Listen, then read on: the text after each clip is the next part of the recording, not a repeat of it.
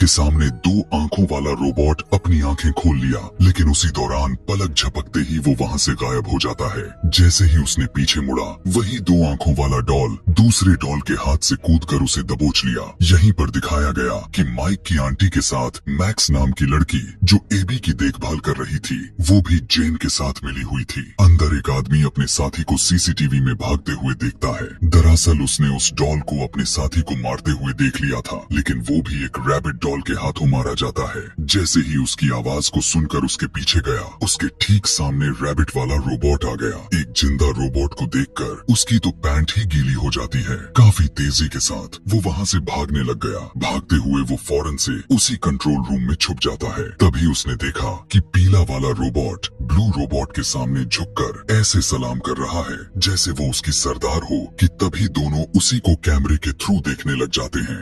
यहीं से scene shift होकर हमें माइक नाम के लड़के को दिखाया गया, जो इस कहानी में सबसे अहम रोल निभाने जा रहा है। उसी के साथ एक उसकी छोटी बहन भी है जो उसी के साथ रहती है। माइक अपनी बहन को घुमाने के लिए लेकर जाता है। उसी दौरान माइक ने देखा कि कोई एक बच्चे को किडनैप करके उसके आंखों के सामने लेकर जा रहा है। यह देखते ही माइक उस अनजान आदमी के ऊपर कूदकर उसे बुरी तरह से मारने ही लगा। वो इतना ज्यादा मार देता है कि उसकी मरने तक की हालात हो चुकी थी। लेकिन बाद में पता चला कि जिस आदमी को माइक अभी अभी मारा, दरअसल वो उस बच्चे का बाप था। यहाँ हम जान पाते हैं कि माइक की मेंटालिटी हालत कुछ ठीक नहीं है। अगले दिन माइक स्टीव रैगलन नाम के आदमी के साथ दिखाया गया। असल में माइक उसके पास जॉब के लिए आया था। स्टीव उसे एक सिक्योरिटी गार्ड का जॉब दिया। यहाँ उसी जगह की बात हो रही है जो कहानी के शुरुआत में वो अनजान सिक्योरिटी गार्ड मरा था। माइक को पता चला कि वहाँ पर अपनी ड्यूटी रात में करनी होगी। इतना सुनकर वो वहाँ से जाने लगा, लेकिन स्टीव उसे अपना गार्ड दिया,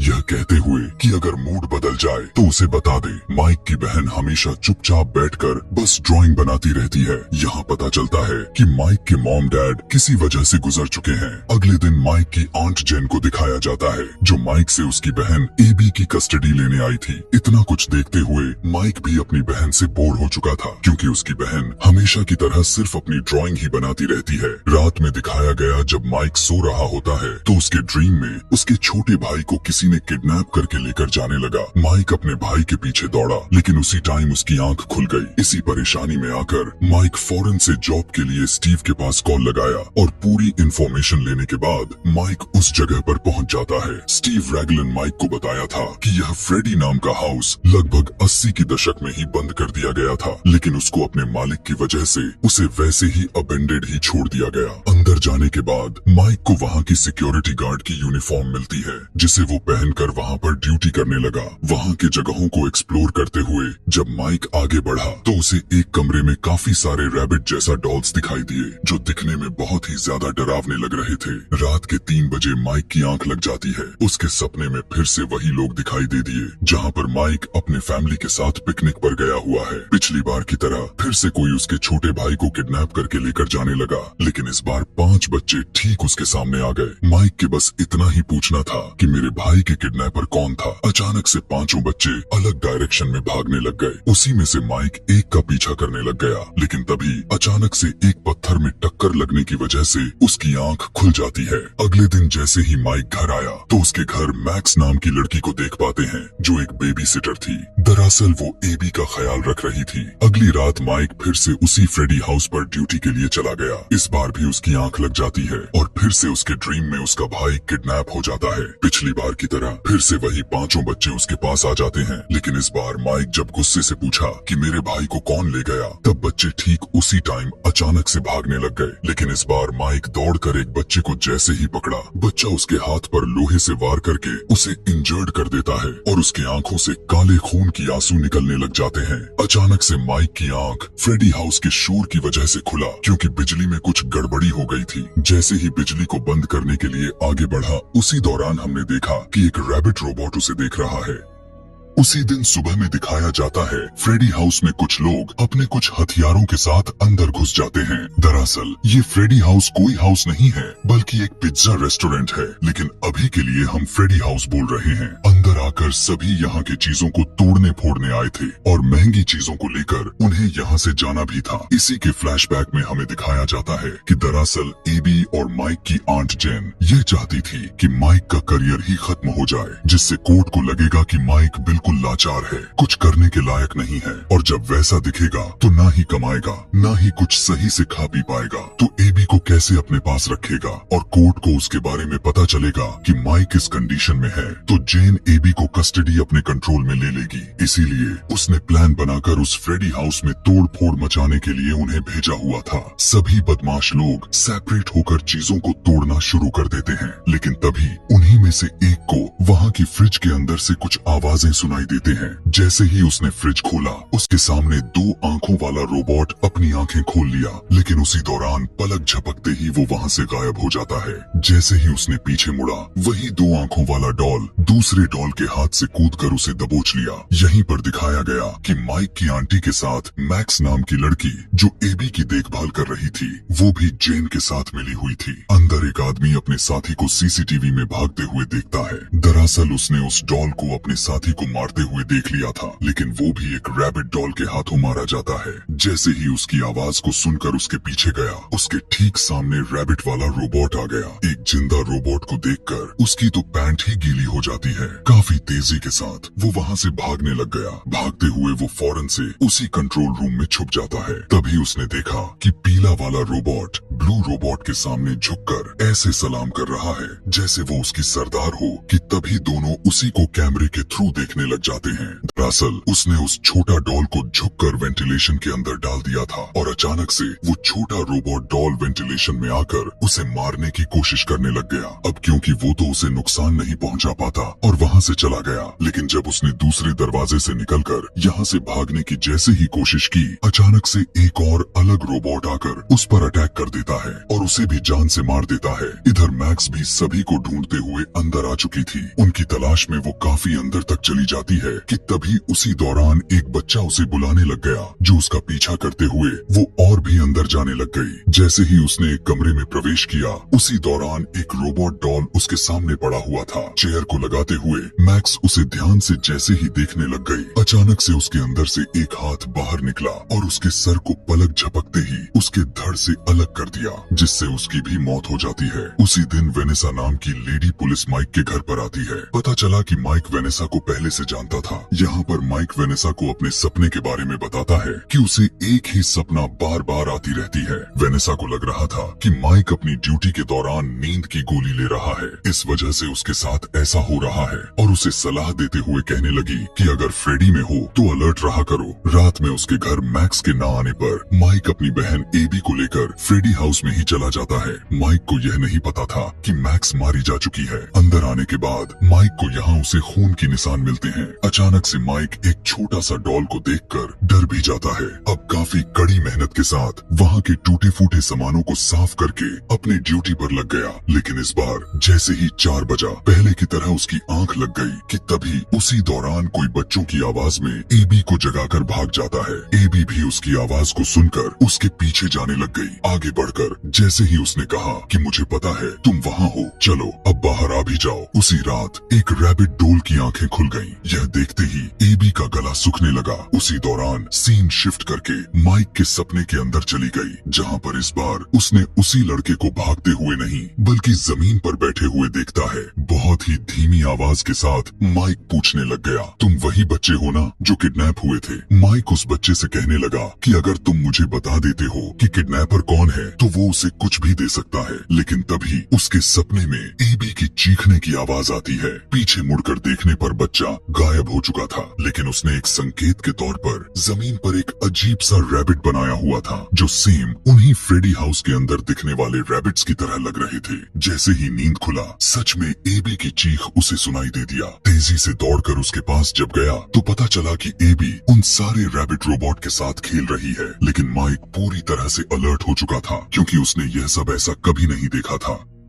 यहाँ पर माइक सभी से मिलकर बाहर से तो खुश दिखाई दे रहा था, लेकिन अंदर से बिल्कुल डरा हुआ था। सबसे अजीब बात तो यह था कि कुछ टाइम पहले ये लोग उन बदमाशों को बहुत ही दर्दनाक तरीके से मारा, लेकिन जब माइक और एबी की बारी आई तो ऐसे खड़े हैं जैसे इनकी काफी अरसे से प्योर रिश्ता हो। खैर, इधर वेनेसा उन्हीं 5 बच्चों को लेकर जो किडनैप हुए थे उसी केस पर काम कर रही थी। जो बच्चे गायब हुए थे वे सारे बच्चे यानी 5 बच्चे वही हैं जो इन रैबिट रोबोट को कंट्रोल कर रहे हैं। सभी रोबोट इनसे ऐसे मिलकर साथ काम कर रहे थे जैसे कोई एक परिवार अपने को पाकर काफी खुश हो गया हो। खैर, उनकी सिलसिला यूं ही चलता जा रहा था। एक दिन माइक अपनी ड्यूटी के दौरान फिर से सो गया और उसके सपने में फिर वही 5 बच्चों के साथ उसके मॉम, डैड और उसका छोटा भाई गैरेट भी था। असल में 5 बच्चों में से लीडर था जिसमें रैबिट बनाकर बताया था। दरअसल वो एबी को अपने साथ मिलाना चाहते थे क्योंकि उसकी मॉम भी ऐसा चाहती है, लेकिन माइक ऐसा करने से मना करने लग गया। एबी के साथ मिलाने का मतलब वे 5 बच्चे एबी को जान से मारकर अपने टीम में शामिल करना चाहते थे। माइक के मना करते ही सभी लोग अचानक से गायब हो गए। वहीं असली दुनिया में एक अजीब सा रोबोट उसके करीब आने लग गया और इधर सपने में सारे बच्चे एक एक करके उस पर वार कर करके उसे इंजर्ड करने लग गए। दरअसल जो भी उसने सपने में देख रहा था वो सब कुछ असल दुनिया में महसूस भी कर रहा था, क्योंकि वही रोबोट जो उसके पास आया था उसी ने उसे चोट पहुंचा रहा था। जैसे ही उसकी आंख खुला वो खुद को एक चेयर पर उसी ब्लेड वाला रोबोट को देख पाता है। यहाँ पर पिछली बार के जैसे सिक्योरिटी गार्ड की तरह उस चेयर की नट को निकालने की कोशिश करने लगा, लेकिन अब ब्लेड वाला रोबोट पूरी तरह से उसे जकड़ लिया था। बहुत कोशिश के बाद वो खुद को छुड़ाकर वहाँ से भाग निकला। उसके यहाँ से जाते ही काफी सारे लाशें उसी घर में मौजूद थी। दरअसल ये वही लोग थे जिन्होंने यहाँ उस फ्रेडी हाउस में तोड़ फोड़ के दौरान इनके हाथों मारे गए। अब क्योंकि माइक पूरी तरह से इंजर्ड हो चुका था इसीलिए वो भाग नहीं सका और एक रैबिट रोबोट के हाथों पकड़ा गया, लेकिन बाद में पता चला कि वो रोबोट उसे नुकसान पहुंचाने के लिए नहीं आया है। इधर एबी के साथ उसकी आंटी जेन को दिखाया जाता है जो एबी को लेने के लिए आई थी, मगर उसी टाइम ठीक उसके पीछे काले टोपी वाले रैबिट रोबोट को दिखाया गया जिसके अंदर वही लीडर बच्चा था। वो सबसे पहले जेन को जान से मार देता है और एबी को लेकर ऐसे चला गया जैसे उसे कुछ पता ही नहीं चला। यहाँ पर वेनेसा माइक को बताती है कि 80 के दशक में जब वो बच्चे गायब हुए थे तो पुलिस ने पूरा का पूरा फ्रेडी छान मारा था, लेकिन वो उन्हें ढूंढ नहीं पाए। जिसने उन्हें किडनैप किया था वो बहुत ही बुरा आदमी था। वेनेसा कहने लगी वो आदमी नहीं, एक हैवान था। उसे पता था कि उनके माँ बाप उन्हें बचाने के लिए आएंगे, लेकिन वे बचा नहीं सके। उन मशीनों के अंदर सिर्फ बच्चों के भूत ही नहीं है बल्कि शरीर भी मौजूद है। इसीलिए तो लीडर बच्चा एबी के पास पहुंचकर उसे लेने चला गया। यहाँ वेनेसा के थ्रू पता चलता है कि वे 5 बच्चे किसी को चोट नहीं पहुंचाना चाहते, लेकिन वो आदमी ही है जो उन सभी बच्चों को अपने कंट्रोल में कर रखा है, क्योंकि वे बच्चे जो भी कर रहे हैं वे अनजाने में कर रहे हैं। उन्हें यह बिल्कुल भी नहीं पता कि वो किसी को मार रहे हैं। माइक जब उसका नाम पूछता है तो वेनेसा उसकी रैबिट वाली तस्वीर दिखाकर बताने लग गई कि उसका नाम विलियम एफ्टन नाम है। दरअसल सच्चाई तो यह था कि जिस तस्वीर में लड़की दिखाई दे रही है वो कोई और नहीं बल्कि वेनेसा ही है, जो उसकी बचपन की फोटो है। और जो भी अभी तक हुआ और जिसने इतना सारा कुछ खेल को रचा वो कोई और नहीं बल्कि वेनेसा का डैड था, जो अभी इस तस्वीर में रैबिट के रूप में था। वेनेसा के हाथ में जो जहाज वाली टॉय दिखाई दे रही है वही जहाज अक्सर माइक के सपने में आते रहते थे, और माइक का छोटा भाई को किडनैप किसी और ने नहीं बल्कि वेनेसा के डैड ने ही किया हुआ था। अब क्योंकि वेनेसा माइक को लेकर फ्रेडी हाउस से दूर थी इसीलिए माइक अपने साथ चलने के लिए कहने लगा, मगर वो ऐसा नहीं करना चाहती थी क्योंकि वो अपने डैड के सामने कुछ नहीं कर पाएगी। इसीलिए अब माइक वेनेसा की कार को लेकर फ्रेडी हाउस की तरफ चल पड़ता है। इधर एबी उन सभी बच्चों के साथ खेल रही होती है। माइक उस बिल्डिंग के पीछे साइड से वेंट के रास्ते से होता हुआ अंदर चला जाता है। अंदर आते ही उसने देखा कि बच्चे वाले रोबोट्स एबी को अपने साथ लेकर जा रहे हैं। फौरन से वेंट की दरवाजे को तोड़ते हुए माइक उन नाच रहे रोबोट्स के पास पहुंच जाता है और बहुत ही चालाकी से उनके नीचे पानी गिराकर उसमें बिजली दौड़ा देता है, जिससे उनके अंदर शॉर्ट सर्किट होने की वजह से दोनों रोबोट्स बंद पड़ गए। इधर एक रोबोट एबी को ऐसी जगह पर लेकर जाता है जहां से और भी डॉल जैसी मशीन रखी गई थी। फौरन से रोबोट एबी को पकड़कर उसके ऊपर बैठाने लग गया। दरअसल वो इसी तरह से उसे मारकर उस रोबोट के अंदर उसके आत्मा को डालना चाहता था, लेकिन लेकिन उसी टाइम अचानक से माइक आकर उसके अंदर शॉर्ट सर्किट कर दिया, जिससे वो भी मारा गया। लेकिन तभी वही आइसक्रीम वाला छोटा रोबोट माइक के पैर को अपने दांतों से पकड़ लेता है और बहुत ही तेजी के साथ पीछे की तरफ खींचने लग गया। माइक अपने बहन को यहाँ से भागने के लिए चिल्लाने लग गया। भागते हुए एबी उसी अजीब सा दिखने वाले रोबोट को देख लेती है जो उसी को खोजते हुए उसके पास आ रहा था। एबी यहाँ काफी सारे बॉल्स के बीच छुपी ही हुई थी, मगर इस बार वो रोबोट उसे देख लेता है। अभी वो जैसे ही पकड़कर एबी को मार देता, उससे पहले ही यहाँ पर वेनेसा आ जाती है और उस रोबोट को मारकर एबी की जान बचा लेती है। इधर माइक जोर से उसे पैर मारते हुए अपने बिजली वाली छड़ी सीधा उसके मुंह में दे दिया, जिससे उसके अंदर भी शॉर्ट सर्किट हुआ और वो भी मारा गया। भागते हुए एबी की तलाश में जैसे ही आगे बढ़ा, उसके सामने एक दूसरा रैबिट रोबोट जो बिल्कुल अलग दिखाई दे रहा था वो आ जाता है। उसकी हरकत बिल्कुल किसी बड़े इंसानों की तरह लग रही थी। उसे देखते ही माइक अपने टीजर गन से उस पर शूट करता है, लेकिन इस बार उसे कुछ नहीं होता और फौरन से आगे बढ़ते हुए रैबिट माइक को मारने लग जाता है। दिखाया गया कि यह रोबोट उन सारे बच्चों वाले रोबोट्स को जिंदा कर दिया था। अभी वो चाकू से माइक को मार देता, उससे पहले ही यहाँ गन लेकर वेनेसा आ जाती है। यहीं पर वेनेसा के डैड अपने रैबिट वाले मास्क को जैसे ही हटाया तो पता चला कि यह आदमी कोई और नहीं बल्कि स्टीव रैगलन है, वही आदमी जो माइक को जॉब दिया था। दरअसल वो पहले से ही जानता था कि माइक की एक छोटी बहन भी है जिसे उन बच्चों के साथ मिलाना है और माइक को पूरी तरह से खत्म कर देना है। इसीलिए उसने यह पूरा षड्यंत्र रचकर माइक को अपना नाम स्टीव रैगलन बताया, जबकि उसका असली नाम तो विलियम एफ्टन था। यहाँ वेनेसा के डैड को यह लग रहा था कि उसकी बेटी अपने डैड पर गोली नहीं चलाएगी, लेकिन वेनेसा बिना कुछ सोचते हुए फायर कर देती है। अब क्योंकि वेनेसा ने माइक को बताया था कि वो एलो रैबिट वही है जो उन 5 बच्चों को कंट्रोल में रखा हुआ है, जबकि वो उन बच्चों की नजरों में एक अच्छा बाप बनकर रहा है। इसीलिए अब एबी उस ड्राइंग को बदलने लग जाती है, लेकिन उससे पहले ही आगे बढ़कर विलियम अपने ही बेटी को नाइफ से उसके पेट में स्टैब कर देता है। इधर जल्दी से एबी ड्राइंग को इस तरह से चेंज करके लगा दिया जैसे वो उस तस्वीर में विलियम एक कातिल के रूप में खड़ा है और वही उन सभी बच्चों को मारा था। सारे बच्चों वाले रैबिट रोबोट्स जब उस तस्वीर को देखते हैं तो उन्हें अपने वो बुरे दिन याद आने लग जाते हैं कि कैसे विलियम ने उन्हें किडनैप करके इन रोबोट में बैठाकर मारा हुआ था। उन सभी के जहन में नफरत और बदला लेने की खून दौड़ने लग जाती है। सभी उसी की तरफ बढ़ने लग गए क्योंकि उस दरिंदे ने जो उनके साथ किया था वो इस टाइम सही से रो भी नहीं सकते थे। फौरन से आइसक्रीम वाला रोबोट उसके ऊपर कूदकर उसके अंदर की मशीन को एक्टिवेट कर देता है, जिससे अब विलियम बहुत ही दर्दनाक तरीके से दबोचे जाने लगा क्योंकि वो मशीन उन 5 बच्चों के कंट्रोल में था और वही बच्चे उसे दबोच दबोच कर मार रहे थे। लेकिन मरते हुए विलियम अपने रैबिट वाले मास्क को पहन लिया और इस रेस्टोरेंट के सभी लाइट्स को अपने अंदर एब्जॉर्ब करने लग गया। यहाँ पर मरते हुए विलियम कहता है, लौट कर आऊंगा मैं, और घुट घुट कर उसी के अंदर मरने लग गया। माइक जल्दी से वेनेसा को उठाया और इस रेस्टोरेंट से निकल जाता है और सभी बच्चों वाली रोबोट विलियम यानी वेनेसा के डैड को लेकर चले जाते हैं। अगले दिन माइक को हॉस्पिटल में वेनेसा के साथ दिखाया गया जो वो उसके ठीक होने का इंतजार कर रहा है। घर पर एबी अपने दोस्तों से मिलने की जिद करने लग गई थी। दरअसल वो उन्हीं 5 बच्चों की बात कर रही थी जो अभी रोबोट्स में मौजूद हैं। लेकिन इधर उसी रेस्टोरेंट में विलियम को उसी रैबिट वाले कॉस्ट्यूम के अंदर तड़प तड़प कर मरते हुए देखते हैं क्योंकि उसकी जान नहीं निकल रही थी और बच्चों का लीडर उसको देखकर उसे कमरे में ही लॉक्ड कर दिया और यहीं पर यह कहानी अभी के लिए खत्म हो जाती है। अब सवाल खड़ा करता है, क्या विलियम उसी रैबिट कॉस्ट्यूम में मर जाएगा या बच जाएगा, और क्या बच्चों की आत्मा की शांति मिलेगी या उनकी शरीर पूरी तरह से उन रैबिट रोबोट से हमेशा के लिए बाहर निकल जाएगा। इसी चीज को जानने के लिए हम इसके दूसरे पार्ट को बहुत ही जल्द लेकर आ रहे हैं। Thanks for watching.